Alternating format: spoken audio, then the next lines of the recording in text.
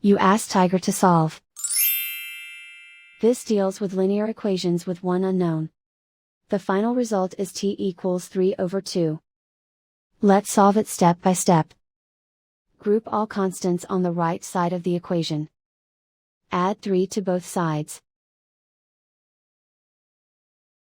Simplify the arithmetic.